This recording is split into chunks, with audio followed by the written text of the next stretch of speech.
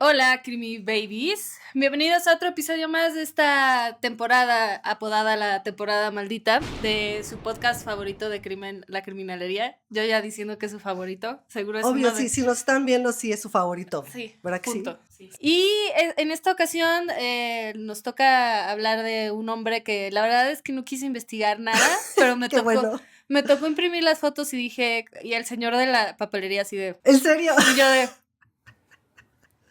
Y él de... Y yo de...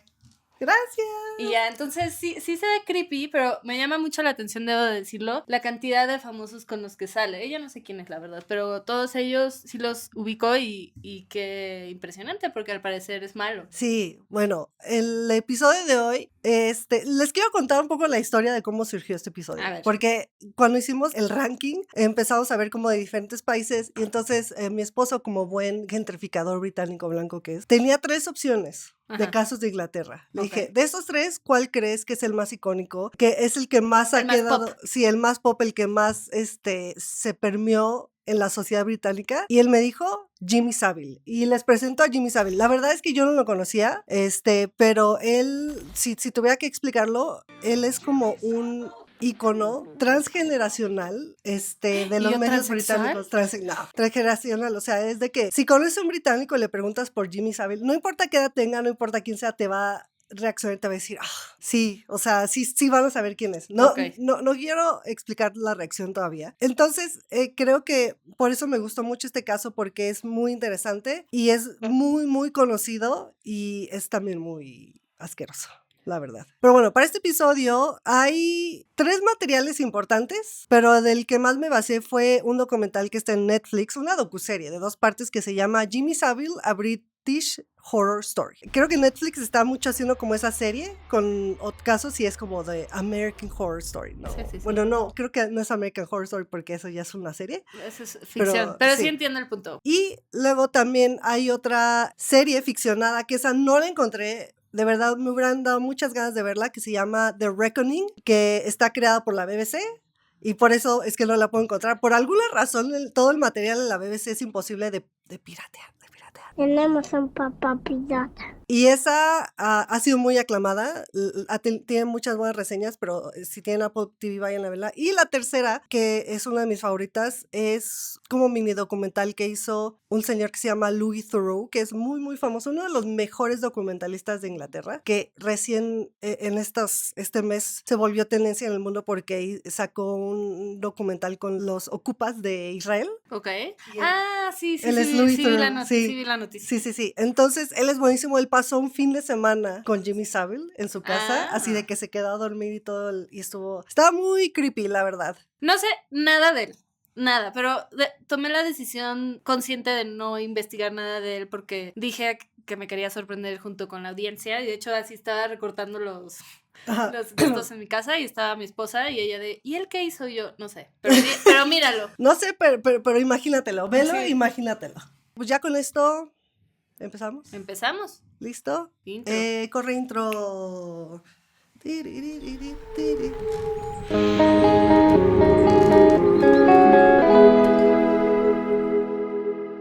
Ok, empecemos presentando a este señor. Su nombre completo es James Wilson Vincent Savile.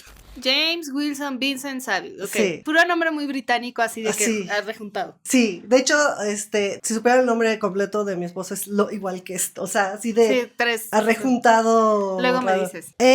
Jimmy Savile, como él se hizo llamar, nació el 31 de octubre de 1926. Entonces es un escorpión. Un hombre escorpión de Halloween. Entonces, si no les dio miedo, si no les había dado miedo, ya. Él nació en Leeds, el Reino Unido. Leeds está al norte de Londres, si no estoy mal. ¿Y sabemos cosas de Leeds? El festival de Reading y Leeds. Me refiero, Priscila, a que si habláramos de México, dirías, la gente del norte es de tal manera, la del centro, ¿no? Ay, la verdad es que no sé. No investigué. Sigamos, corten esto. Si fuera, es que Leeds está más como en el norte-centro, porque norte en Inglaterra ya sería más Manchester y Liverpool, y toda la gente del sur, que es de Londres, Brighton y todo eso, odian a los del norte. Manchester y Liverpool. Y los del norte a los del sur por fresas. ¿no? Sí, exacto. No quiero decir así cosas racistas, pero luego mi suegro, o sea, sí se echa unos comentarios muy... Y ellos son del sur, ¿no? Sí. Pero la mamá de mi esposo es de Manchester. Y los del medio son como de no se peleen. Sí, bésense, cásense. Y bueno, él fue el más pequeño de 7 hijos. Que en esos tiempos era así como de ten 20 hijos para que se te mueran 10 y te quedes con otros 10, ¿no? Pues mi mamá es la penúltima de 7 y todos sobrevivieron. ¿Ah, en serio? Pero ella fue de la última generación de que tuvo... Sí, pero creo que sí perdió mi abuela 2 hijos. Pero no, es que mi mamá me cuenta y luego se me olvida y luego le vuelvo a preguntar. Y para llegar a esa respuesta, no sé si les pasa a ustedes con sus santas madres, pero me contó hasta que hizo guacamole para comer y yo, ¿eso qué tiene que ver? O sea... Sí, eso o que estás sentado así comiendo y te dicen, ay, eso me recuerda a la vez que casi me secuestran. Y yo... ¿Y tú qué? Sí, y ya, se va y hablan de otra cosa, güey. Un paréntesis, de mi historia favorita de mi mamá es cuando casi se muere en un bombardeo de la ETA.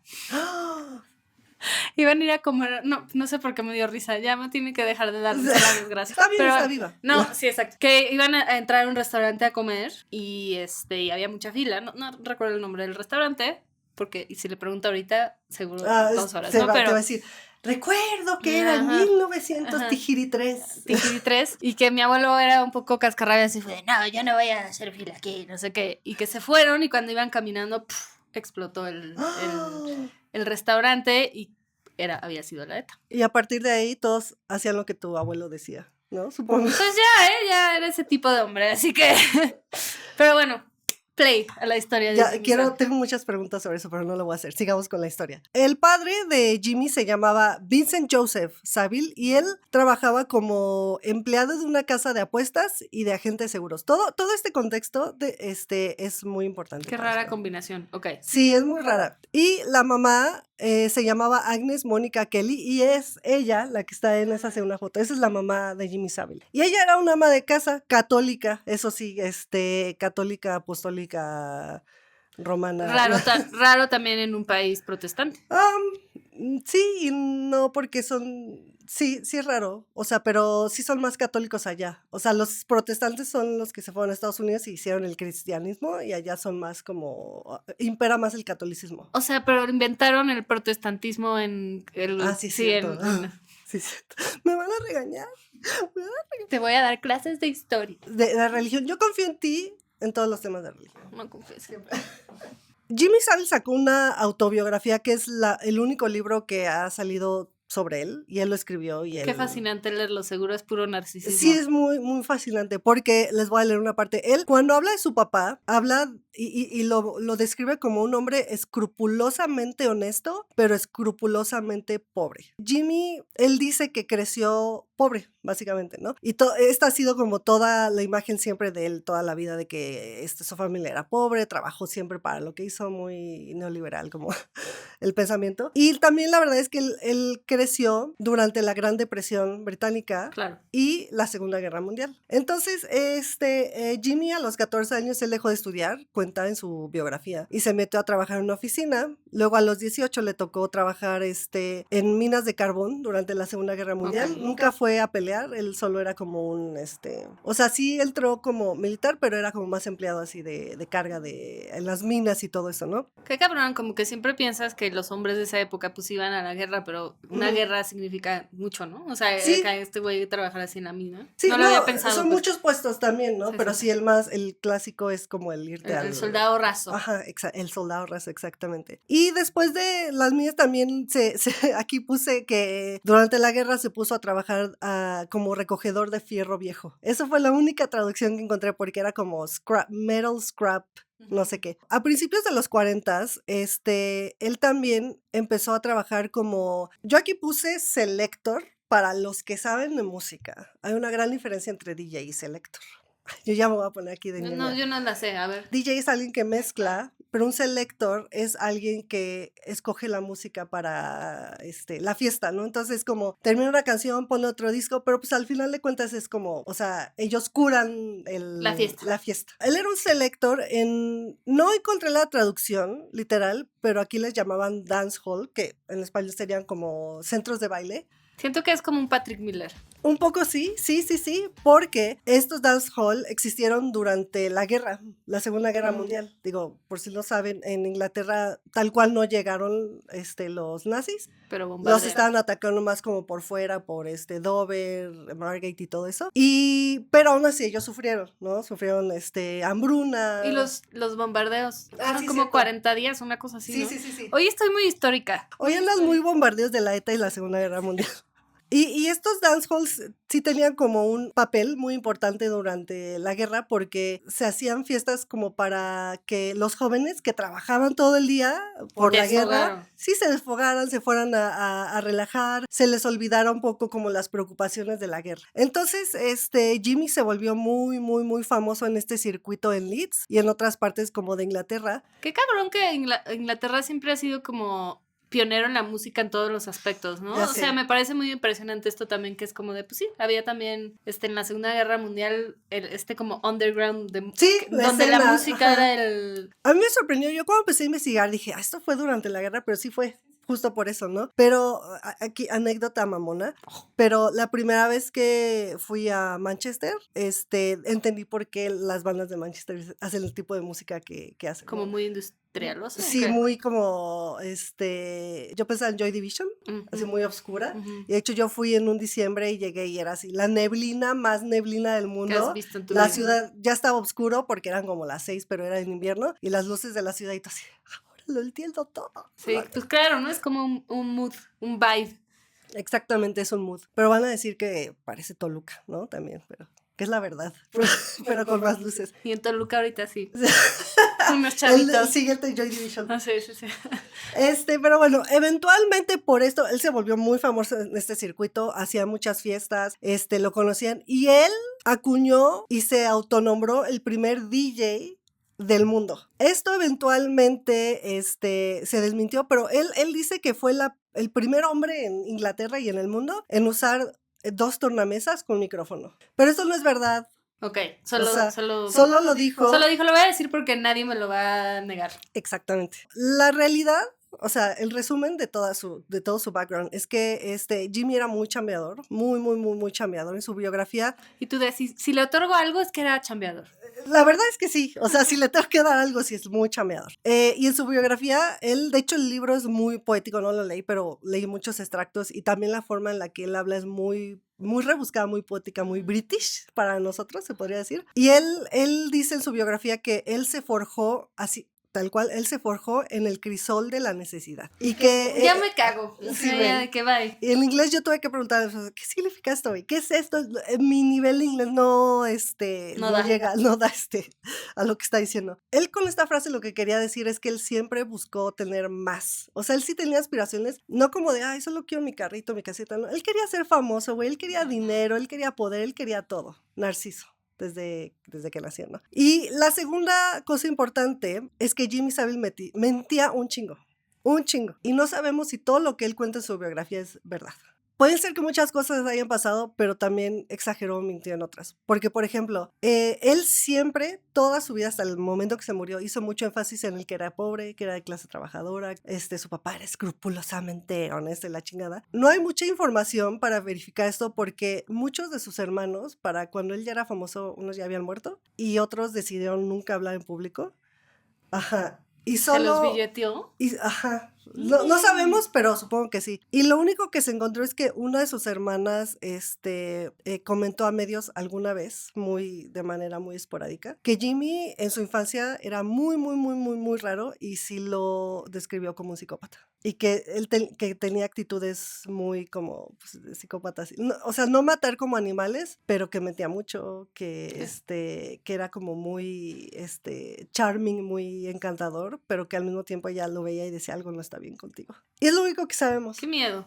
Sí, entonces eso me pareció un punto muy importante, pero no sabemos si fue pobre. Sí es verdad de que sí era un selector muy famoso, porque eso sí, ahí puedes, ¿cómo se dice? Ver los flyers y la gente que lo conocía y todo eso. O sea, aplicó un Victoria Beckham de que creció en la sí, necesidad. Exactamente, igualito ese. Si no lo han visto, yo lo he visto en el documental, pero el clip se hizo muy famoso. Se hizo famoso, sí. En el que Victoria Beckham decía, yo vengo de una familia trabajadora, muy pobre, y llega así David Beckham y dice, di la verdad. Y ella, no, pero di la verdad. Y al final así, y dice, ¿qué carro tenía tu papá? Un Rolls Royce. Sí, güey, y tú, órale, súper. Muy clase Sí, trabajador. muy clase trabajador. Yo también tenía un Rolls Royce cuando era chiquita. Otra cosa que sabemos por certeza y que es verdad es que Jimmy y su mamá tenían una relación súper, súper, súper cercana. O sea, eran inseparables, pero de una forma muy, muy tóxica. O sea, Sí, me imagino. sí. La verdad es que, o sea, yo puedo decir que yo soy muy cercana a mi mamá, pero esa gente que es así extra muégano con los papás. Uy, ahorita vas a ver él.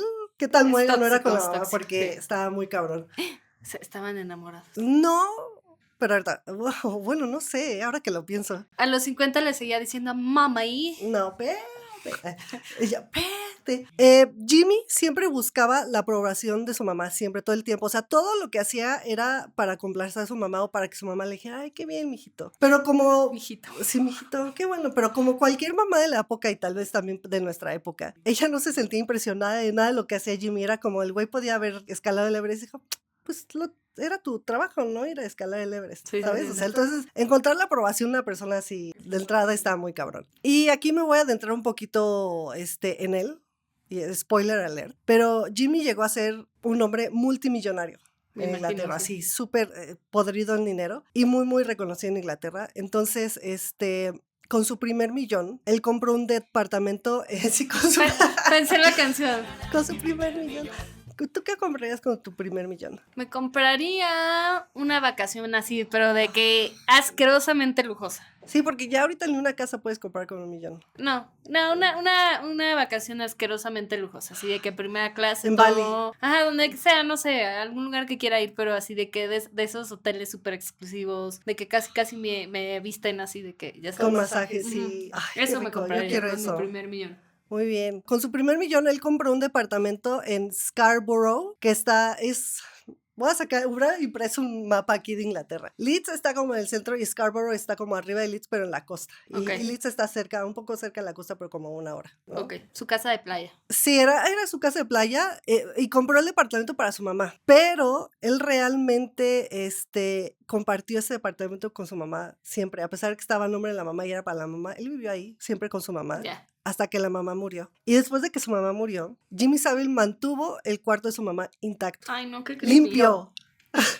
Como un Psicópata. shrine, ¿no? Sí. ¿Cómo se dice esa palabra? Es como Qué horror yo así de white chicken. Un shrine, Sí, un altar.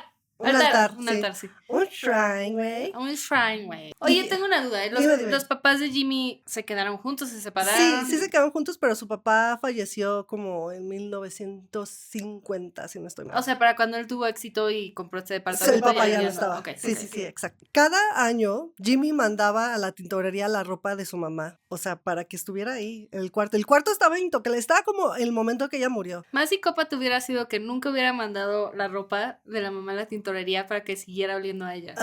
Sí, es cierto. Ay, no, qué horror. No, pero lo que quería era mantenerlo para que no se apolillara, ¿sabes? Bueno, en esos tiempos había polillas porque Que se la ropa apolillaba. se apolillaba y estaba la ropa hecha con buenos materiales. Sí. Y bueno, todo esto que le estoy contando sale en ese documental de Louis Theroux. Y cuando Louis le pregunta por qué, o sea, por qué mantiene todo ahí, él solo le contesta que es mejor que tener fotos de ella, perdón. Es mejor tener la ropa que fotos de ella. Ajá. Pero mira, si a mí me preguntan, suena muy, muy psicópata, ¿no? Sí está creepy, ¿no? Sí.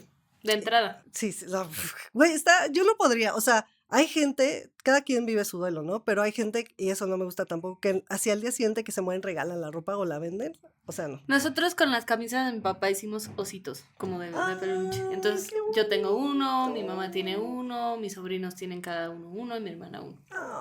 Ay, qué bonito. Pues sí, a lo mejor le das como uso así, Sí, ¿no? sí, no sé, o sea, porque sí lo puedes guardar, pero es mejor darle una segunda vida, ¿no? Se me olvidó mencionar algo al principio sobre este episodio, que vamos a tardar mucho en llegar como al meollo, a la carnita, pero porque como no lo conocemos, a mí creo que es lo que más me fascina de él, es como saber su biografía y saber lo estúpidamente famoso que llegó a ser. Y a mí me conflictó mucho esto porque dije, o sea, en otros episodios nos lo saltamos, pero siento que es crucial. Yo respeto tu narrativa. Sí, no tengo nada que decir. Entonces, regresando, ahorita vamos a hablar de su carrera, cómo fue creciendo, porque como les decía, él se volvió muy popular en los dancehall, en las fiestas, y ahí fue descubierto descubierto por un güey de una disquera. No sé cómo funcionaba en ese entonces porque yo pensaba que un güey de una disquera te descubre para tener una banda, pero él lo descubrió para ser DJ, pero DJ de radio, ¿no? O sea, como llevárselo así de bienvenidos, es Ajá, viernes, sí, así, ok. sí. Y algo que tienen que saber de Jimmy es que él sí tenía como, desde siempre, se creó un personaje de sí mismo increíblemente excéntrico y que llamaba muchísimo la atención. Entonces, eso era lo que les gustaba, porque no era solo que seleccionaba buena música, sino que en ese entonces no tenía el cabello así rubio, de hecho él lo tenía castaño, él se lo decoloraba para verse así, y entonces empezó, ¿cómo se dice?, a decolorárselo, empezó a hacerse ese corte rarito que, yo digo que me parece Boris Johnson, el político. Se ve horrible, sí. Se ve horrible. Guapo no quería ser, me queda claro. No,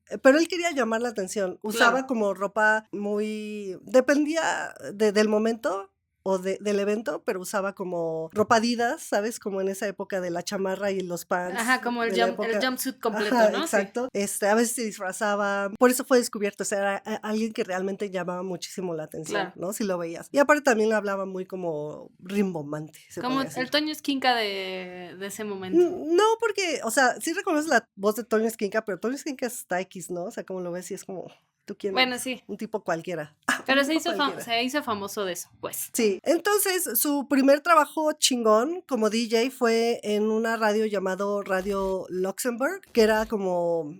Es que te digo, no quiero ni ahondar aquí porque no sé ni cómo funcionaba, porque era una radio como internacional que se escuchaba en toda Europa, ¿no? Pregunten cómo funcionaba eso. Él llegó a manejar rating de 6 millones de escuchas. No manches. Era el show más popular de Radio Luxembourg. Y de ahí saltó al famosísimo Radio One, que es la estación de radio más famosa de la BBC. Del mundo, yo Del diría. mundo, sí. Todo el mundo la topa. Sí. Y ahí tuvo diferentes shows durante muchos años que, bueno, no dije los años, pero esto empezó más o menos en los 60s. Y él estuvo en Radio One hasta 1989. O sea, muchísimos años, ¿no? 20 años casi. Y en paralelo, al momento en que entró a Radio One, en mayo de 1960 tuvo su primer show musical de televisión llamado Young at Heart. Y fue como un parteaguas que hizo que se volviera en un icono británico porque fue de los únicos DJs que lograron traducir bien como su personaje de la radio, que era solo escucharlo a la tele.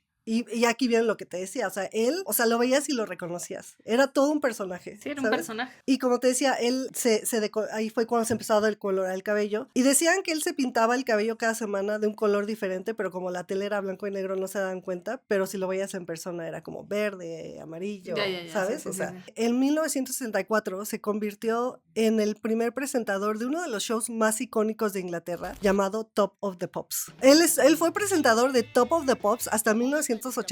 Y para los que no conocen este show, era un programa de la BBC, que por cierto, por si no se habían dado cuenta, Jimmy Savile trabajó toda su vida en la BBC. Sí. Era un chart, es que no sé cómo se podría decir, porque yo pienso en Latinoamérica, en el top 10. Sí, era como es un como top hacer 10. el top de, o sea, fueron los primeros que hicieron esta cuestión de cada semana vemos el top de música, ¿no? Ajá. Y es como radio televisada un poco. Sí, exacto, y era como, ¿cuáles son los 10 sencillos más candentes, más populares en Reino Unido en este momento, ¿no? Imagínense, si él estuvo de 1964 hasta el 84, la cantidad de artistas que él llegó a conocer, claro. Porque era como, o sea, el show era presentar las canciones, pero siempre el número uno iba a presentarse en vivo entre comillas, porque siempre era playback. Pero entonces, o sea, Jimmy Savile llegó a conocer, ¿cómo se dice? A los Beatles, a Elvis, a los Sex Pistols, a un chingo. Sí, a todo ¿no? mundo. A todo el mundo. Los reyes del rock, por decirlo así. Sí, del Reino Unido, ¿no? Y esto, o sea, fue lo que hizo que su carrera explotara, básicamente. Claro. Pero a un nivel súper mainstream. O sea, el güey, cada que los Beatles tenían un concierto, él estaba ahí, él los veía. Él era un personaje presente en la carrera, o sea, cada que, ¿cómo se dice? Que estoy pensando en quién podría ser como en cuestiones musicales. Como el de Siempre en Domingo. Ajá, sí, bueno, pero si no eres de México. Verónica Castro también. Sí, o sea, sí, pero para mí sería Adal como... Ramones. Pues sí, era un show de variedad. O Sí, sea, como sí, que era un sí, show sí. de variedad en donde todo el mundo quería estar porque era muy famoso. Sí. O sea, y si estabas ahí era porque eras alguien. Importante, sí, ¿Sabes? Después de esa explosión, él estuvo en muchísimos shows diferentes, grandes, pequeños, de radio, televisión, pero hay un segundo show que quiero mencionar, que mi esposo se acuerda de él porque a su mamá le gustaba mucho, que se llamaba Jimmy Will Fix It, ¿no? Y igual era de la BBC, y era un show en el que los niños le escribían cartas a Jimmy pidiéndole, sí, tu cara, pidiéndoles como deseos, como así de, ay, quiero llevar a mi maestra a cenar, pero solo tengo 2 chelines, ¿no? Porque en esa época creo que eran chelines o algo así. O Tengo 2 monedas de cobre, sí, según tú, ¿no? sí, güey. O así de, quiero conocer a Margaret Thatcher y invadir las Malvinas. Pero literal, así de eso, quiero conocer a alguien famoso. Y él hacía realidad los sueños de los niños, ¿no? Era como, que yo no entendí por qué se llamaba Jimmy lo va a arreglar, porque es como, yo pensaba que le llevabas, no sé, güey, tu peluche y te lo Sí sonaba eso, pero así. entiendo.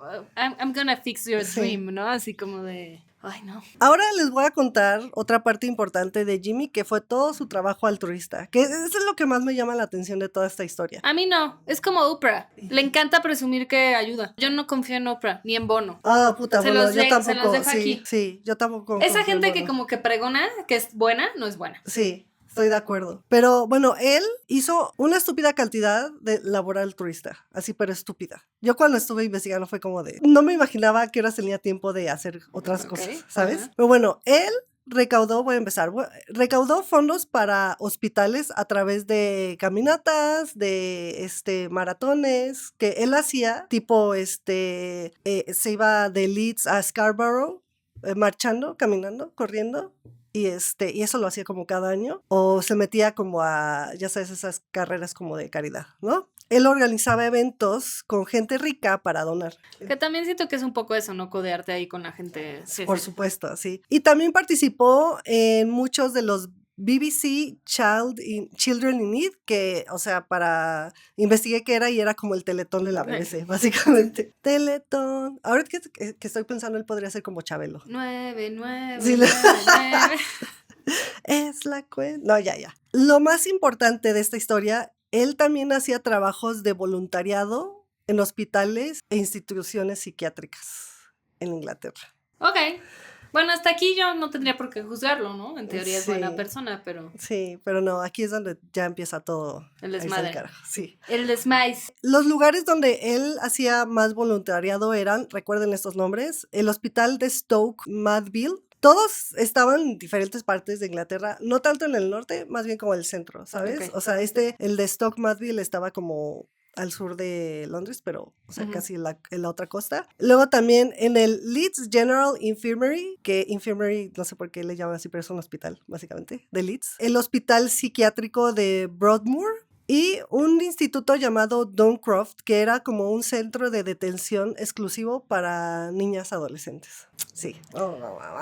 Ya sé a dónde va esta historia, sí. Creo.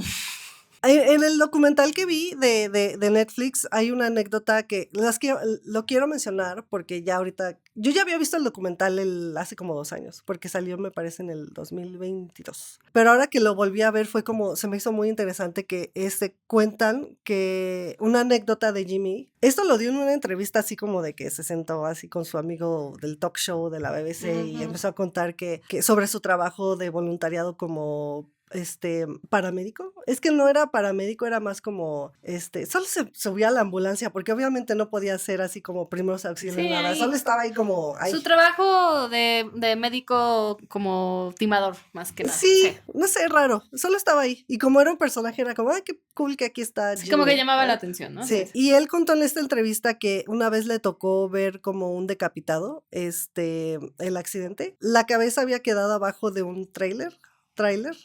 Y cuando se dieron cuenta los paramédicos, Jimmy dijo, ay, yo no tengo problema, y que él fue y sacó la cabeza.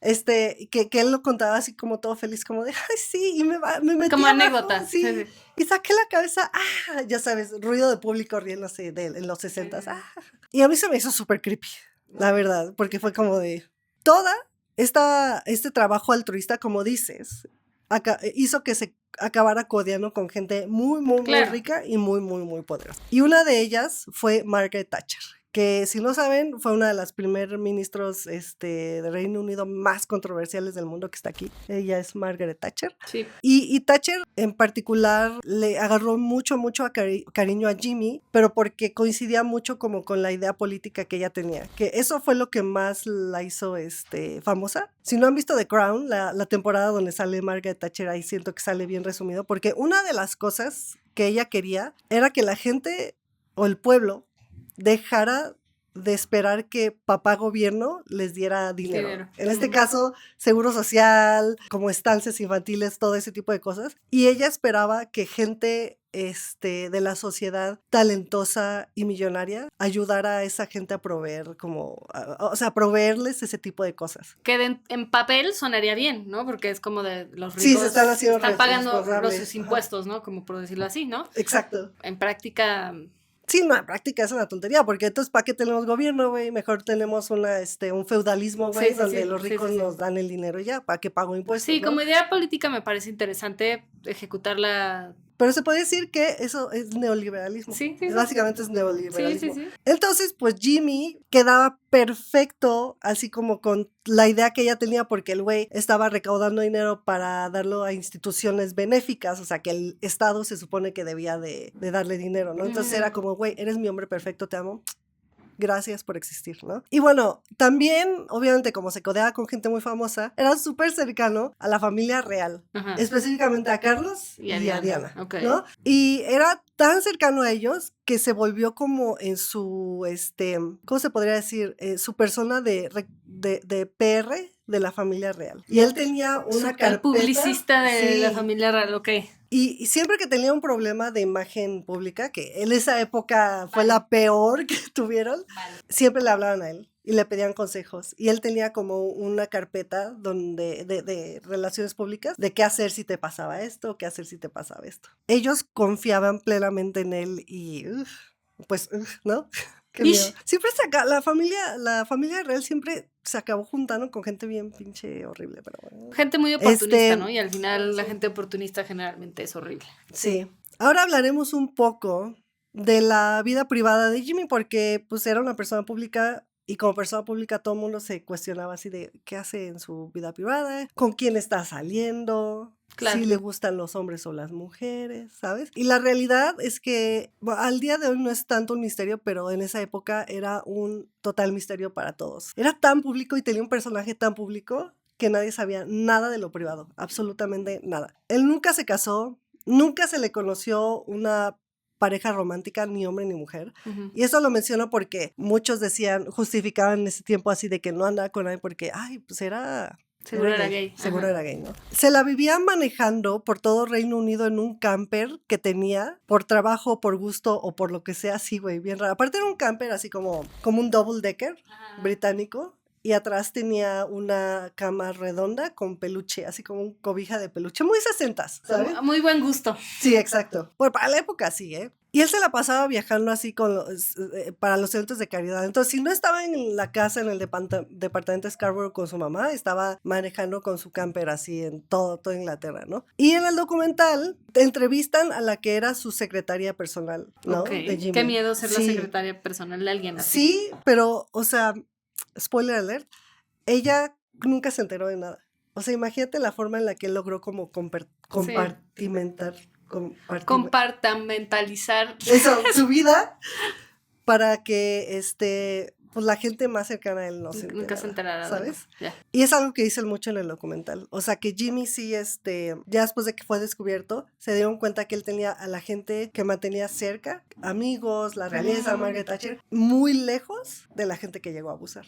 Claro. O sea, que no había forma de conectarse, ¿sabes? Regresamos a la secretaria. La secretaria cuenta que Jimmy era muy raro, que era como una máquina, que era un robot, que él solo decía, yo solo vengo a trabajar. Que nunca vio ninguna emoción en él.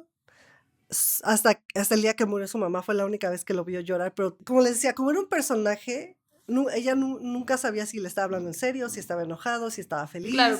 Porque solo veía el personaje, ¿sabes? Sí. Entonces es como muy raro, no sé cómo explicarlo. No, sí, que no era real. Al final del día estás hablando casi con un robot, ¿no? Porque se presenta como con una imagen. Como con una caricatura, Ujú, ¿sabes? ujú. En el docu, eso sí lo quiero comentar, hay muchos clips, hacen como un compendio de clips de todos los comentarios fuera de lugar que hizo Jimmy, que hoy el día dices, güey, ¿cómo putas no se dieron cuenta? Estaba ahí, estaba en sus pinches caras, porque él siempre hacía comentarios de que coqueteaba a mujeres, o sea, como de, ay, Jimmy, ¿cómo estás? Y él, bien, cansado porque anoche tuve una cita con una rubia de piernas largas, muy, muy, muy guapa, jovencita, hermosa, ¿sabes?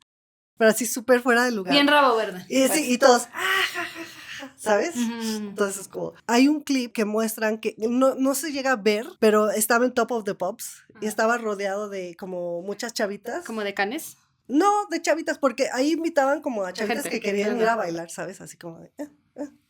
Podía ser cualquiera, no eran bailarinas profesionales, eran como... Y él estaba como en medio en un círculo y una chava así como que se ve como que voltea así y resulta que el güey la estaba manoseando por abajo, ¿sabes? Yo puedo decir y concluir antes de llegar a la parte terrorífica es que la cultura misógina de la época y que existe y todo eso fue lo que ayudó a ocultar todo Por el supuesto. abuso. ¿Quién les iba a creer? Claro, no, y aparte, o sea, a lo que voy, yo le decía a mi esposo que estábamos viendo el documental, es como, o sea, esos comentarios ahorita los ves y dices, güey, pinche rabo Sí, verde. sí. Pero en esa época era como, ay, Súper es normalizado. Jimmy, ay, es que es bien raro, ya sabes, es bien raro, ¿sabes? Sí. Es como, ya sabes cómo es. Y esas putas excusas, perdón, esas excusas, Ay. hicieron que este güey, o sea, abusara una cantidad estúpida de mujeres. Que por cierto, ahorita que lo estoy pensando, lo iba a decir al principio, pero Jimmy Savile fue considerado uno de los abusadores sexuales más prolíficos de Inglaterra. Qué Entonces, fuerte. ya te imaginarás. Sí, pues aparte iba del tingo al tango, no es como que se quedaba en un lugar y lo que dices, muy, muy estratégico su manera de hacerlo, ¿no?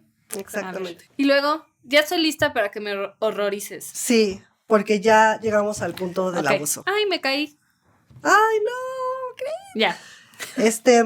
¿Recuerdan todos estos lugares que les dije al principio? Hospitalis. Duncroft, Ajá. Hospitalis, Hospitales. Infirmary, Duncroft, Broadmoor, Leeds General Infirmary, y el otro ya se me olvidó, pero bueno. Sí, son 4 lugares, sí me lugares. acuerdo. No me acuerdo de los nombres, pero sí del básico.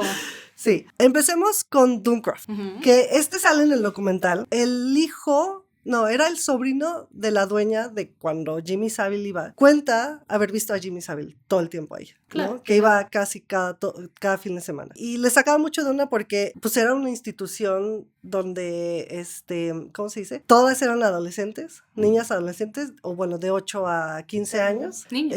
Y los papás de se puede decir ya señor, eran profesores ahí en esta institución, ¿no? Ok. Jim se la pasaba ahí, pero aparte... ¿Y este era como un orfanato o como Sí, era un ok. edificio, de hecho, no me acuerdo cuál es de los de aquí, la verdad. Pero Este se ve como orfanato. creo que es Broadmoor y creo que es el de arriba es Duncroft. Ok. Entonces sí, eran edificios grandes donde tenían dormitorios, donde, o sea, vivían ahí, ¿sabes? Como internados. Ajá, internados. Entonces, en el documental cuentan la historia de unas gemelas que se hicieron una promesa mutua de no hablar, jamás. Sobre lo que había sucedido. No, hablar, tal cual, Así. ¿sabes? Así como de, no vamos a hablar, nunca jamás. Nunca supieron por qué, seguramente recibieron el abuso de los papás, pero después de eso empezaron a prenderle fuego a todo. O sea, entonces fue como de, iban a la casa y prendían fuego. Sí. Y pues las internaron ahí en Duncroft. Eso era, ¿no? O sea, habían criminales, huérfanas. Como chicas problemáticas. Chicas problemáticas, ¿no? Básicamente. Pero cuentan, estas gemelas como no hablaban, se les proporcionó como una tutora particular dentro de Duncroft y ella, solo hablaban con ella, de hecho. Necesitamos esto, ya queremos comer, pero no hablan con nadie más. Y en una de las muchas visitas que hizo Jimmy Savile, las vio y estaban con su tutora. Llegó Jimmy Savile y le dijo a las gemelas, así se les quedó viendo y dice, te voy a atender a ti primero y tú después. Y que se fue. Y todos se reían. Ya sabes, porque Jimmy era así. Porque es un cagado, ¿no? Es el payaso de la cruz. Aquí en Duncroft, de las que se sabe, hubo mínimo 46 víctimas. Virga. 46 víctimas. Pues es que aparte a nadie le importaba, ¿no? Era No, como, son como la escoria de la sociedad ahí aventada.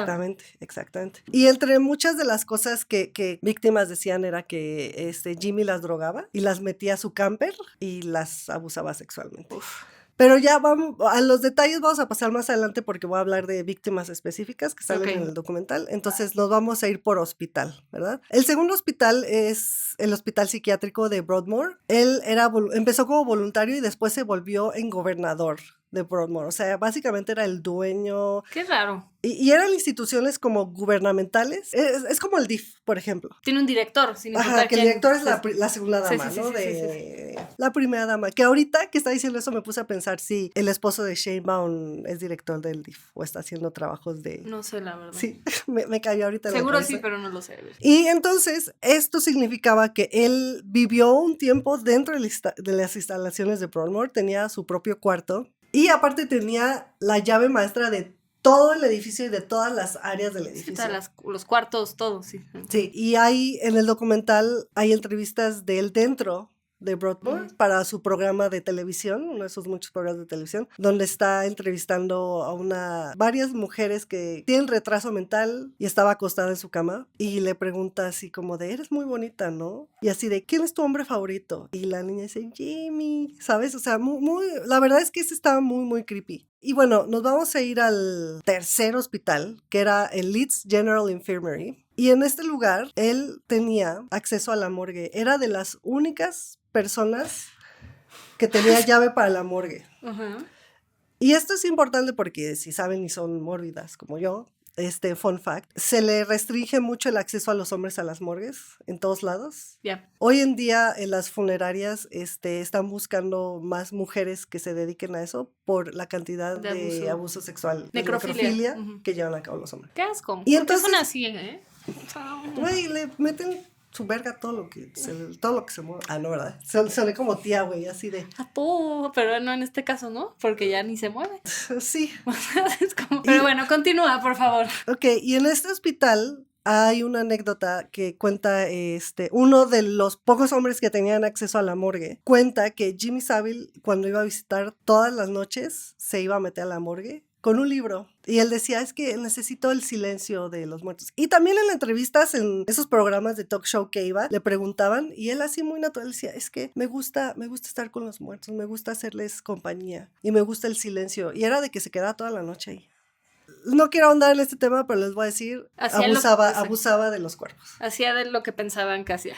Sí, exactamente. Entonces ahí ya podemos saltar. Qué horror, ¿no? Sí. Jimmy duró décadas sin que nadie descubriera lo que hacía, ¿no? Aparecieron víctimas, levantaron la voz víctimas. Nadie les creyó. Pero aquí hay un dato muy importante, porque Jimmy, como era una persona muy, muy, muy famosa, estaba conectado con gente muy famosa y muy, muy, muy poderosa. Entonces, su secretaria personal cuenta en el documental que él tenía un club que se llamaba The Friday Morning Club, que era un club con sus amigos que se veían todos los sábados en la mañana en su departamento en Scarborough, y que ella llegó a ver altos mandos de la policía en su club, sin uniforme, solo para ir a cotorrear con Jimmy. Sí, tenía todo el mundo en la mano, ¿no? O sea, como... Sí, exactamente. Ya encontré el cuarto hospital, porque aquí está. Es Stoke Madville. En el documental habla una de las víctimas que para mí fue uno de los testimonios, o sea, yo me puse a llorar, fue desgarrador. Ella se llama Sam Brown. Ella tenía 11 años cuando fue abusada por Jimmy Savile, y cuenta que en este hospital había una iglesia, una capilla, ¿no? También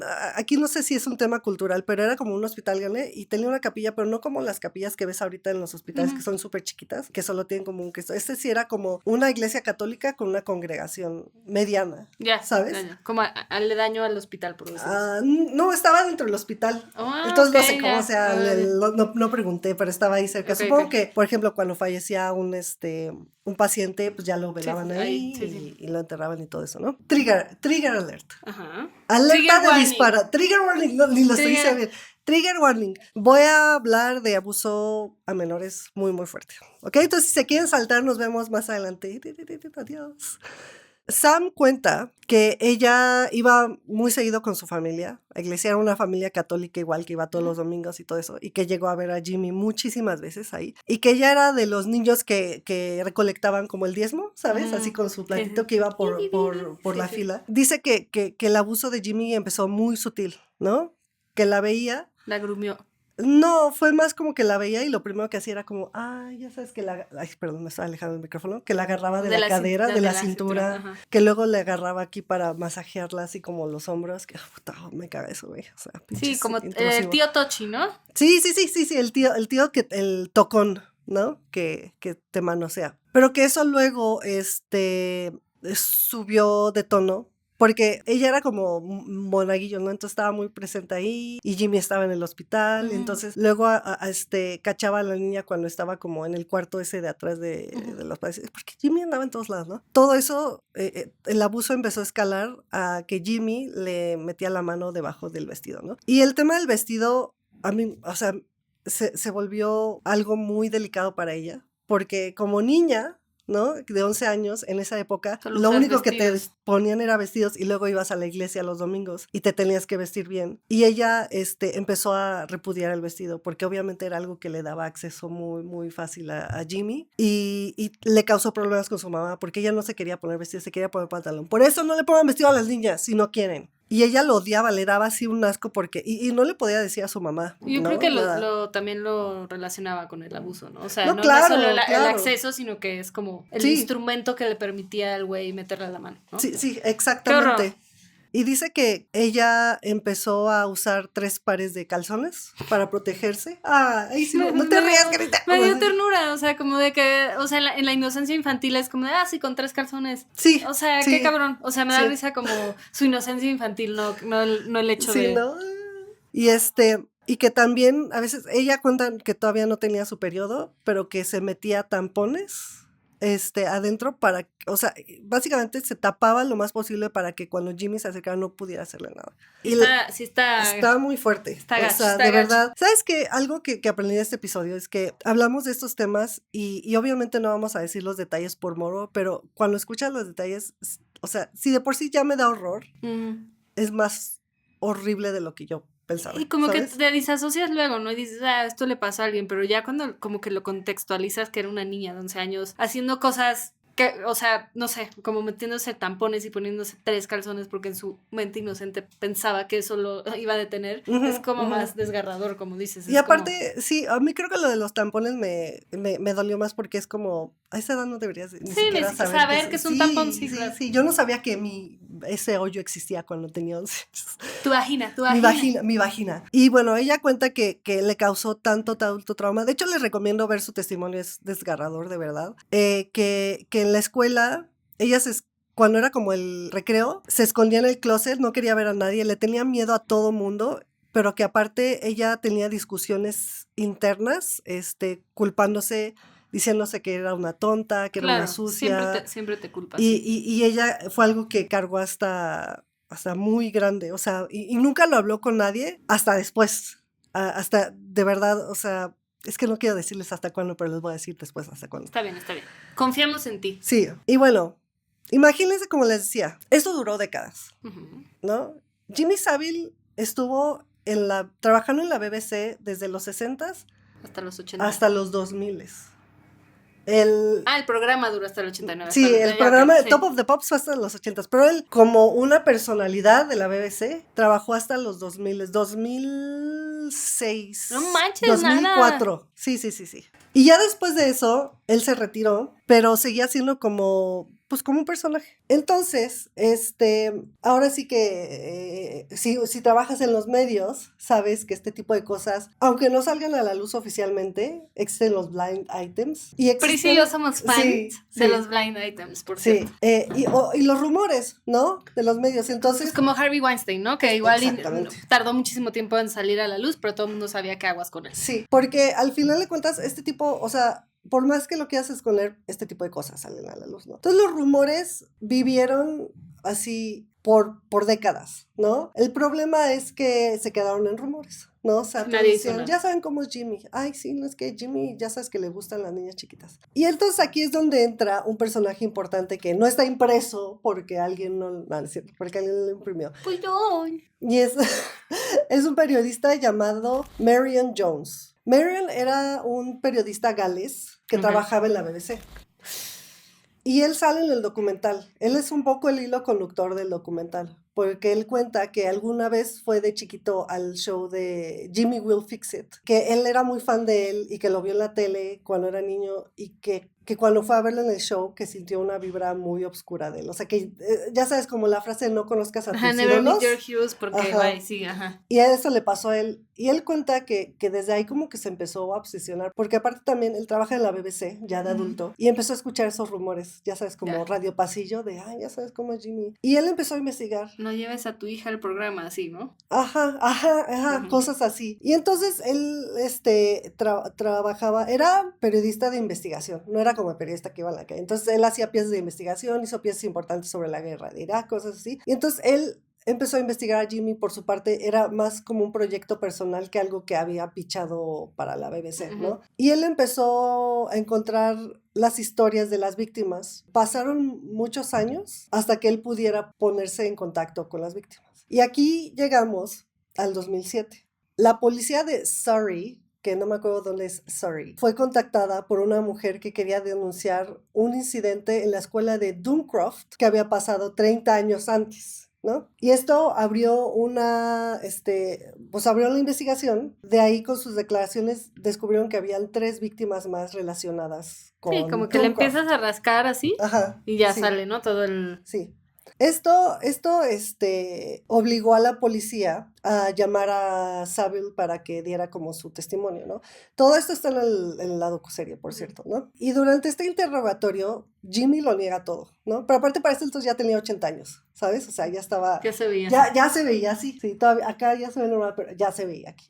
Okay. Digo, y ya cuando lo ves así dices, sí, a huevo que hizo. Sí, no, a huevo le creo a las víctimas. Que deberíamos de creerle a las víctimas sin importar cómo luzca. Sí, pero esta es que era muy evidente, o sea...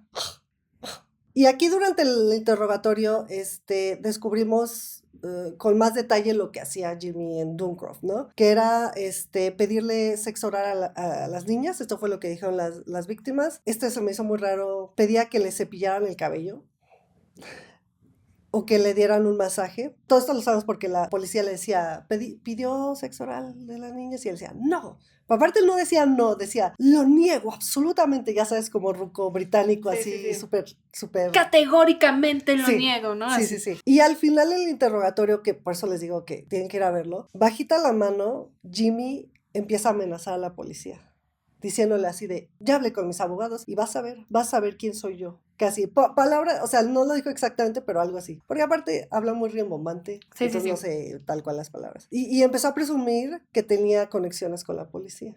Así como de, vas a ver quién soy y vas a ver con quién voy a hablar y no sé qué. Y al final, fue uno de los casos que más se acercaron a una denuncia, pero que no lo lograron. Claro. Porque las víctimas decidieron no ir a juicio. Y esto fue porque eran 4 y de esas 4 no sabían que habían otras 3 denunciando lo mismo. O sea, no hablaron entre ellas, claro. No, pues sí. Porque la policía nunca le dijo a las víctimas que habían más víctimas y que necesitaban su testimonio para que las demás víctimas, o sea, todas ellas pensaban que ellas estaban solas y no querían enfrentar un juicio contra Jimmy. Lo entiendo, o sea, nunca hay que juzgar a las víctimas en su decisión de denunciar aparte, o no, porque al final se sienten tan desprotegidas que... No, y o sea, por eso di todo el contexto de la carrera de Jimmy. O sea, imagínate ir contra un monstruo así. Luego, o sea, ahorita ya es más fácil, entre comillas, pero era a principios de los 2000. Sí, no. Cuando decían que Britney estaba gorda y, o sea, y Harvey Weinstein estaba existiendo, ¿no? Sí, como aparte esta revictimización constante, ¿no? Que este tipo de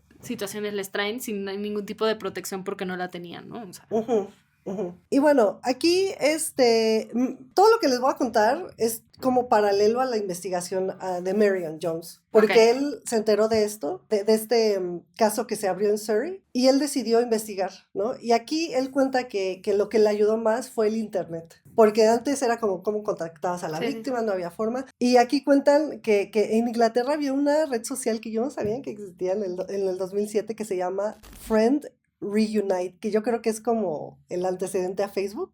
Como High Five, un poco, ¿no? Sí, yo creo que sí. Y que él usó, o sea, el internet y se metió a Friend Unite a buscar mujeres que estuvieron en Duncroft, que ya eran adultas, ¿no? Y que aquí él encontró oro, ¿no? Porque pues era como la sección de chat, ¿sabes? Que alguien compartía la noticia, decían algo. Y habían posts de mujeres que, sin mencionar a Jimmy, contaban su historia en Duncroft de cómo fueron abusadas Abusadas. sexualmente de un hombre horrible. Y en los comentarios siempre había así de, sí, ese hombre horrible, ojalá algún día lo descubran, y él sabía que era Jimmy. Entonces, él empezó a contactar a todas estas mujeres. El problema es que ninguna quería hablar en persona. Ninguna. Claro. Querían chatear, pero nunca quisieron tomar el teléfono, nunca quisieron verlo como en persona. Y para él fue muy difícil como progresar en esta investigación. O sea, yo creo que ya lleva como él en su proyecto como 10 años, ¿sabes? O sea, como investigador, o más. Porque aparte no era como algo que él hiciera constantemente, era como... Sí, cuando tenía tiempo lo hacía Sí. y tenía su trabajo y su vida, ¿no? O sea, sí entiendo. Sí, aquí pasa algo muy, muy, muy horrible. En octubre del 2011, Jimmy Savile se muere. No, como que sabía que le Sí, venía la ola, sí, ¿no? sí. Así de que no. Pero si ya han visto este podcast, saben que el final del episodio es cuando alguien se muere, pero este no es el final. No. Está muy cabrón. Entonces, Jimmy muere 2 días antes de su cumpleaños 85, Ok. en el 2011. Y sus funerales fueron casi de que estado, güey. O sea, casi como si hubiera sido la reina. Estoy muy ¿no? enojada. Sí, perdona. No, pero te prometo que no te vas a enojar. Ok, Porque sí está hubo bien. justicia. Post-mortem, pero sí hubo justicia. Ok, postmortem. Post-mortem. Él era muy famoso en Inglaterra, pero en Leeds en particular, él era un icono. Sí, y él en era- Scarborough también. sí. O sea, él en su departamento de Scarborough le pusieron una placa así de hombro Sí, honorífico. también está en la foto que nos Sí. escribí. Velaron el cuerpo en una capilla en Leeds a la que asistieron casi 2,000 personas a presentar sus respetos y entrevistaron a gente afuera y decían, no, es que Jimmy era una gran persona, era un ícono, qué triste, era el mejor. Y aquí no lo mencioné mucho porque no me gustó mucho que el documental como que se basara mucho en eso. Jimmy era un hombre súper católico, súper católico. Pero el documental como que quiere hacer ver que Jimmy... Todo el tema de caridad lo hizo por culpa y porque tenía miedo de no ir al cielo como el catolicismo lo predica. Entonces, Ok. empiezan a decir eso así como de, no, es que Jimmy era un gran hombre católico. Seguramente San Pedro ya lo está esperando en las, ¿cómo se dice? En la reja y lo va a saludar porque era un gran hombre. Y todo, o sea, de verdad, la BBC se volvió así como cuando murió Chespirito aquí. Sí, así, sí. O Chabelo, que especiales 24 horas de... Revive los mejores momentos Sí, de Jimmy Savile. Savile, testimonios de gente que lo conoció, era un gran hombre, o sea, de verdad, una ridiculez, y obviamente para las víctimas fue así como de un asco. Todas dicen en el documental que cuando se enteraron que se murió les dio como un alivio, pero al mismo tiempo les dio coraje. No, y qué asco ver que todo el mundo celebra a quien te Sí, abusó, ¿no? O sea, exactamente. Aquí viene otra parte interesante sobre el entierro de Jimmy, porque él dejó en su testamento que él quería ser enterrado en Leeds, en el panteón más famoso de Leeds, que era como una montañita hacia arriba. Él iba a ser enterrado en la parte más alta y él quería que el féretro estuviera a 45 grados, o sea, que no estuviera así, sino así, como para ver toda la ciudad de Leeds. Y él quería que su lápida dijera una frase que la voy a leer porque se supone que debería estar aquí en las imágenes, pero está aquí. Yeah. Es que no sé cuál es de todas maneras. Esta. La frase es... ¿Esta? Sí. It was good while it lasted. Que fue bueno mientras duró. De verdad, yo me quedé.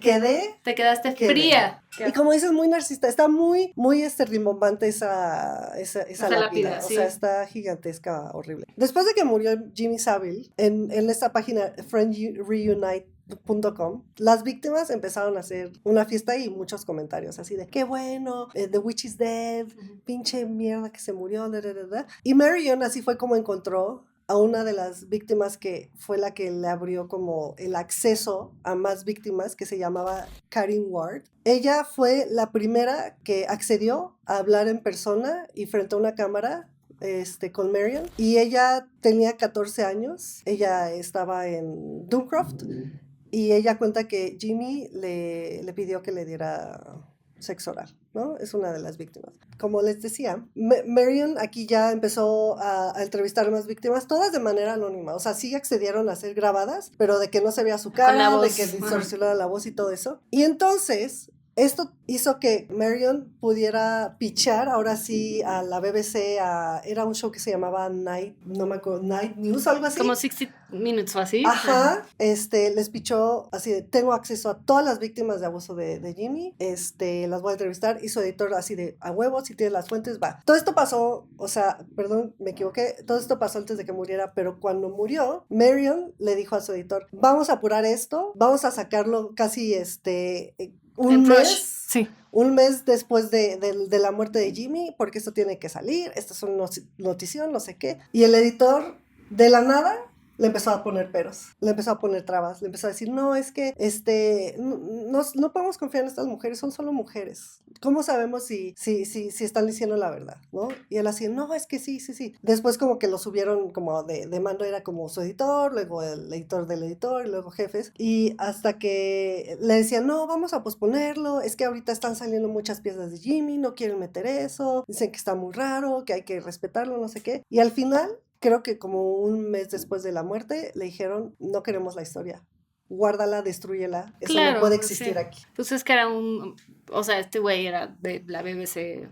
Claro. El ícono, ¿no? Eso, y que la BBC ocultó todo el abuso. Ellos sabían perfectamente lo que estaba pasando. Sí. Pues ya Marion dice, pues me voy a llevar mi historia a otro lugar.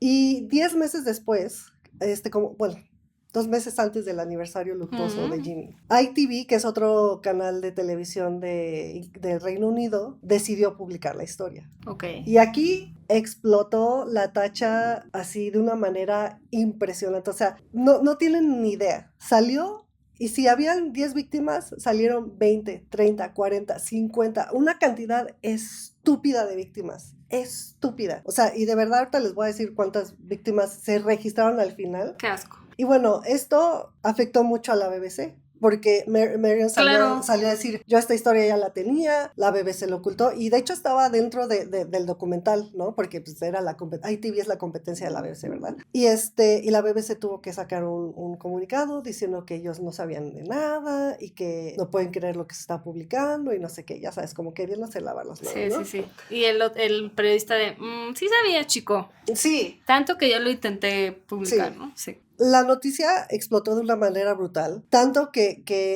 si un año antes había sido casi meses de piezas de fluff pieces para Jimmy Savile, así de los mejores momentos, de que ahora fue los momentos más raros, entrevista con una de las víctimas, cosas que se nos hicieron raros de Jimmy Savile, ¿sabes? Ajá. Entrevistamos a su ex agente, queremos saber si sabe algo. En ese entonces estaba David Cameron de primer ministro, y él así salió a decir, se tiene que investigar esto y no sé qué, y entonces la policía, es que no quiero decir Scotland Yard, creo que sí es el Scotland Yard de Reino Unido, Scotland Yard empezó a abrir una investigación sobre Jimmy, y también el NHS, que el NHS es el seguro, como el IMSS de México, ¿sabes? Es como el sistema de salud. El NHS es el sistema de salud público del Reino Unido. Y ellos también empezaron a abrir una investigación sobre el caso, porque la mayoría de las víctimas habían pasado en sus hospitales, en su sistema de también hospitales psiquiátricos, cosas así, ¿no? Ahora sí, vienen los números, vienen el dato duro. El dato duro. Con estas investigaciones descubrieron que Jimmy no solo había abusado de niñas, sino de niños también. Entonces, empezaron a salir las víctimas pedófilos, lo que era. Sí.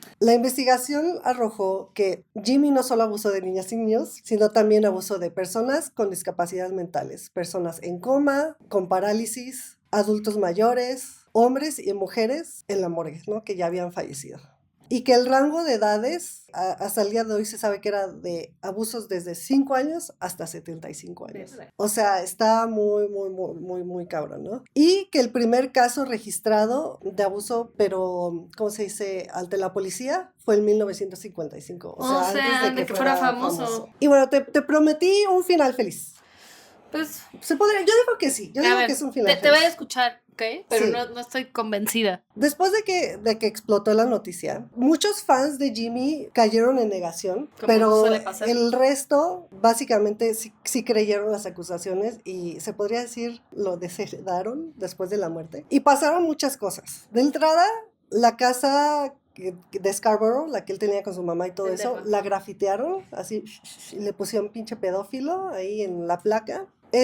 En Leeds, donde era muy, muy, muy, muy querido, porque él era de Era de Leeds, ahí, había ajá. una calle que tenía su nombre, quitaron la placa y le cambiaron el nombre a la calle, y todas las instituciones que le dieron reconocimiento por su, Altruismo. por su altruismo, se lo quitaron. Así lo desheredaron 100%, ¿no? Públicamente. La famosísima lápida excéntrica que estaba ahí, mucha gente como que estaba pidiendo que la quitaran y todo eso, y entrevistan al dueño del cementerio de Leeds en el documental, y él dijo, ¿sabes qué? Me voy a adelantar, y una noche, así sin avisarle a nadie, quitaron muy callados la lápida, y entonces donde quedó enterrado Jimmy quedó como así una tierra anónima con un par de flores, donde no tiene lápida, no tiene nombre, no tiene reconocimiento, no tiene nada. Y hasta el día de hoy no hay nada. O sea, puedes ir y está como, se ve el pedazo de tierra que se hizo, el monticulito, pero hasta ahí, ¿no? Hasta el documental dice que hasta el día que se terminó de grabar el documental en el 2016, el conteo final de víctimas fue de 600 víctimas. ¡Virga! ¿Cómo? O sea... Sí, o sea, es que yo estoy sin palabras, ¿sabes? Estaba muy cabrón, la verdad. O sea, y los que no hablaron y los muertos que no vio, o sea, ¿sabes? Como que no están contando. Ajá, los muertos, o los que estaban en el psiquiátrico. Que es un estimado, ¿no? Sí. Los que murieron, o Sí, sea, exacto. Wow. Y esto lo guardé hasta el final, pero muchos de los abusos también sucedieron en el set de su programa de Jimmy Will Fix It. Porque eran niños, Porque claro. sí, y era de que iban al camerino, los saludaban y él abusaba de ellos, los toqueteaba o sea, cuando estaban ahí. Ya sabes, es que aparte era muy discreto, ¿sabes? Como de señor manoseador. Yo siento, ¿no? que, bueno, ahorita en mis comentarios lo diré, pero siento que no era tan discreto, más bien era como de, te haces el que no te das cuenta. O sea, como que era mucho el ambiente que permeaba en ese tipo de espacios. Sí, ¿no? Exacto. Recuerdan que les dije, si conocen a alguien británico y le preguntan por Jimmy Savile, van a tener la misma reacción. Hasta el día de hoy, todo Reino Unido lo odia. Es un personaje que no se menciona su nombre. O sea, en público no, si no es que vas a decir que es un pinche pedófilo asqueroso. Y a mí, te digo que es un final feliz porque siento que Jimmy siempre quiso esa validación. Él vivió de la atención porque era un narcisista, un psicópata narcisista. Sí. Ahorita les voy a decir, porque traigo datos psiquiátricos, perdón. Y se me hizo muy poético que después de muerto, él se murió pensando que la gente lo amaba. Y después de muerto, o sea, neta, no es como Michael Jackson, que unos lo aman y otros lo aman. No, aquí es unánime. O sea, sí va a haber gente todavía enajenada diciendo, no, es que no creo que sea verdad. Pero de 100 son 2. No, y aparte aquí como que la evidencia es o sea, como demasiado, son 600 personas que hablaron y dijeron, o sea, no es como, o sea, no sé. Michael Jackson, mira, o sea, yo le creo a las víctimas, pero entiendo que no es tan directo como o sea, no es tan claro lo que sucedió, no es tan evidente como esto, porque es que de verdad, o sea, salieron tantas víctimas, y bueno, ¿se acuerdan de Sam Brown, la niñita de la iglesia? Pues cuando salió a la luz lo de las víctimas del documental, y salió ¿cómo se dice? Más víctimas entrevistas y reportajes y todo eso, ella decidió alzar la voz y primero le dijo a su esposo porque su esposo no sabía. Y su esposo fue como de, yo sabía que algo te había pasado. A mí creo que es el final más feliz y bonito. Y después de eso se volvió una activista y fue a dar muchas entrevistas, contó su historia, contó lo feo y empezó a apoyar a muchas víctimas de abusos. Qué padre, o sea, qué padre que pudo como darle la vuelta porque... Sí.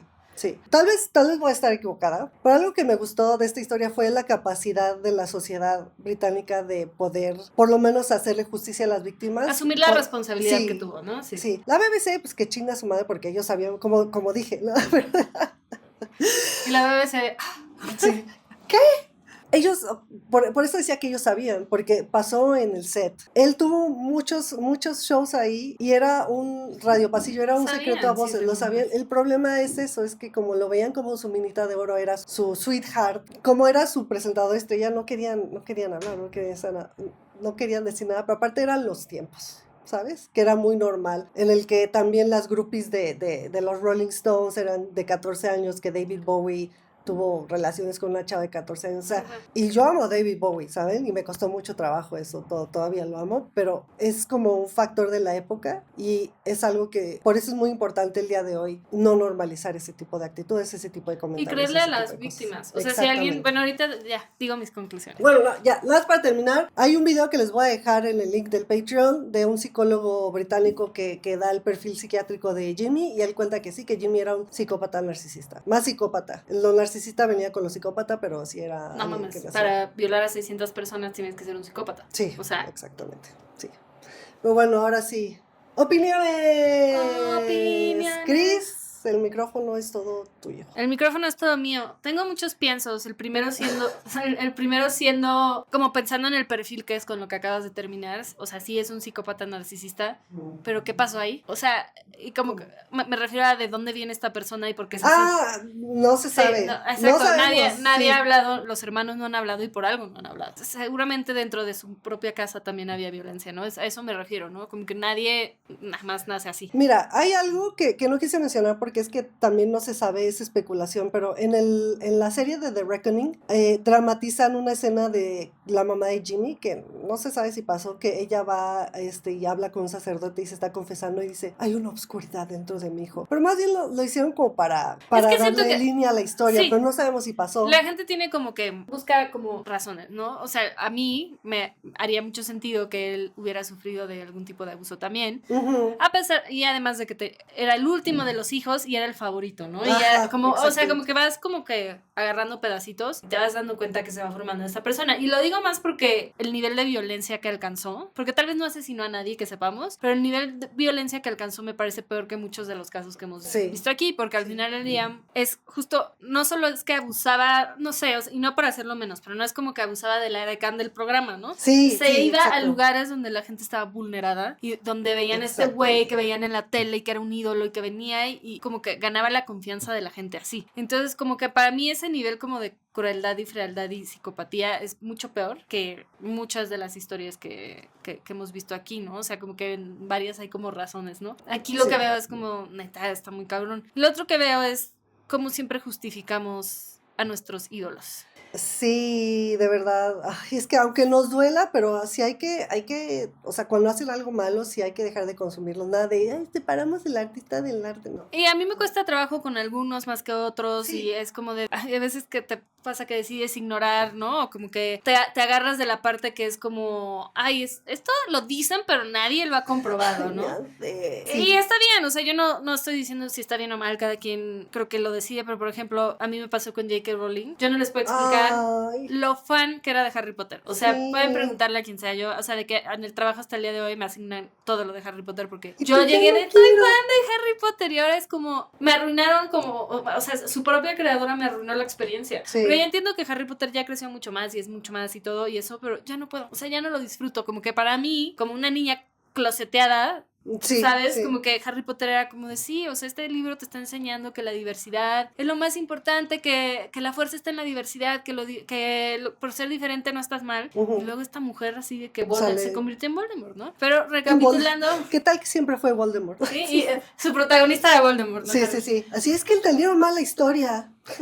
Pero bueno, como regresando como a la parte de él como persona y como de lo que sucedió, sí creo que eso, como que engrandecemos mucho a la gente, las ponemos en un pedestal y al final son personas. Y todas las personas tienen como una parte mala. Ujú. Y sí creo que la gente que como que intenta alcanzar con tanto oportunismo el poder, esconde algo, esconde como una oscuridad y él... No mames, o sea, todo lo que hacía era bizarro. ¿Por qué se iba por qué se iba a meter a esos hospitales? O sea, como una persona como tan influyente, mejor, no sé, o sea, como, ¿dónde ves eso? ¿Quién en su sana mente hace eso? Sí. Son lugares para gente enferma. Esa es la verdad, o sea, un psiquiátrico, un hospital, gente enferma, o sea, y es eso, como que él iba a abusar de su poder con gente vulnerable. Sí. Y estos lugares son horribles, ¿no? También como que para mí habla de una falla en el sistema muy profunda que permitieron a un predador de esta manera entrar así, como si nada. Solo por su fama, ¿sabes? Por eso yo creo que el culto al personaje, a la imagen, me parece terrible, porque por más famoso que seas, no te debería de dar acceso tan grande a ese tipo de lugares, ¿no? O sea, está... Tienen que ser especialistas, personas, doctores, no un pendejo que es un payaso además, Sí, ¿no? sí. O sea, Sí, y sí me parece muy fuerte la parte de los niños. Creo que siempre hay que escuchar a nuestros niños. Y creo que sí esa generación, sí siento que nuestra generación, la tuya y la mía, para arriba ya yo no pongo las manos al fuego. O sea, cuarentones no sé, pero nuestra Yo estoy generación... cuarentona, no, está bien. Nada, es cierto. Bueno, sí, todavía no. Todavía no. No, pero me refiero a que siento que hasta nuestra generación hay como una sensibilidad mucho más cabrona a este tipo de temas. Sí. Como sí, que sí, todos sí. empezamos a ir a terapia, todos hablamos de los pedos que tenemos con nuestros papás, nos damos... O sea, yo me siento a hablar ahorita con mis amigas, un grupo de amigas en particular que como que tenemos esta relación muy de platicar y todos tenemos estos problemas de como con nuestros papás, de la falta de como atención propia que tienen a ciertas cosas, ¿no? Y sí digo, no mames, o sea, como que sí entiendo por qué es muy, muy cabrón hay que escuchar a las víctimas, tienen la razón, porque siempre va a haber una razón para no hacerlo. Y este es el ejemplo perfecto, y son 600 personas. 600. La mayoría niños y niñas, pues sí está muy cabrón. Y para mí sí, o sea, qué padre que murió en la oscuridad, que se va a quedar en la oscuridad y ahora va a ser un hombre manchado, pero se murió habiendo hecho esto y feliz. No sé si feliz. Sí, y no creo lo de la sí. culpa católica, ¿eh? No, yo tampoco, por eso no lo mencioné, o sea, lo mencionaban mucho en el documental. Yo dije, no, ¿sabes por qué? Cuando yo vi el documental la primera vez, hace 2 años, sí llegué a pensarlo, pero después de que pasamos especialmente la temporada japonesa, dije, no, pero... Si hubiera tenido tanta culpa, se hubiera suicidado. Sí, pero ¿sabes qué? A mí me recordó mucho Jimmy a Shinichiro y a Issei, pero porque siento que él sabía perfectamente quién era, se aceptó y lo que estaba haciendo y solo dijo, bueno, yo soy así, voy a hacer las cosas que tengo que hacer para estar bien yo, ¿sabes? O sea, porque no eran impulsos, era algo súper bien planeado, calculado, porque... Seguro tenía su carpeta de... sí, seguramente sí, ahorita lo pensé después de la carpeta de... Porque hay veces que, por ejemplo, las violaciones, y no es justificación, ¿sabes? Pero son muy como impulsivas y es como, no le digas a nadie, pero él era como tan frío, tan calculador, que era como... Metódico, metódico, exacto. O sea, lo hacía de que sabía dónde, cuándo, con quién, o sea, ¿sabes? Sí, a sus amistades mantenerlas de este lado y a los abusos de este lado y que nunca se encuentren. Y la otra cosa que me da como coraje es que ya se murió toda la gente o casi toda la gente que nos podría como dar una mirada como pensaba o por qué lo hacía, ¿sabes? Porque él nunca habló, nunca lo descubrieron y eso siento que es importante como para evitar que suceda otra vez. O sea, si bien que muera en la oscuridad por su narcisismo psicópata, qué mal que, o sea, hubiera sido 2 años antes esto y hubiera sido otra historia. Yo no sé si le hubiera pegado, tal vez si le hubiera pegado que la gente supiera. No, y si hubiera muerto y nadie lo hubiera pelado. Más bien, o sea, no le hubieran hecho meses de celebraciones. Sí. Y eso pienso, Pris. Sí, estoy de acuerdo. Pero bueno, pero lo más importante, ¿ustedes qué piensan? ¿Ustedes qué piensan? ¿No? ¿Qué les parece? ¿Qué opinan de su cabello? Que por cierto, llega un punto de su vida que ya se ve tan quemado, güey, que se lo decolora. Ya se le hubiera rapado y le hubieran así. Sí, güey. Pero sí, no sabía nada de él y sí estoy impactada, O sea, la verdad. Ya ni sé cómo procesarlo, siento que estoy como... Así de, necesito sentarme y pensarlo y te vengo a decir mi opinión. No, la próxima semana. Eso opino, solo está muy fuerte, o sea, sí es como de... Justo disasocias que son 600 personas, ¿no? Sí, es que es demasiado, es una cantidad inimaginable. O sea, no mames. Diario, alguien, por años. No, sí, y creo que sí era diario, O sea, yo sí creo que era diario. Sí. Pero bueno, Cris, como dije, queremos saber su opinión, déjenos sus comentarios, ¿ya lo conocían? ¿Han visto el documental? ¿Han visto la serie? ¿Les ha pasado que han tenido que desheredar a uno de sus ídolos, como J.K. Rowling? Yo, ¿sabes a quién desheredé en vida? A Bill Murray, porque soy fan, pero él era muy abusivo con su ex esposa. ¿Le pegaba? Sí. No Entonces, es doloroso, pero cuéntenos a quién han desheredado. Eso está bueno, cuéntanos a quién han desheredado. Sí. Y pues nada, Cris, ahora sí, un episodio maldito menos. Check. Vamos a ver qué pasa en la grabación del siguiente que nos haga posponer o cancelar. Pero bueno, recuerden redes sociales, Instagram, TikTok, Patreon, YouTube, sus comentarios, like, subscribe y nos vemos la próxima semana. Bye. Bye.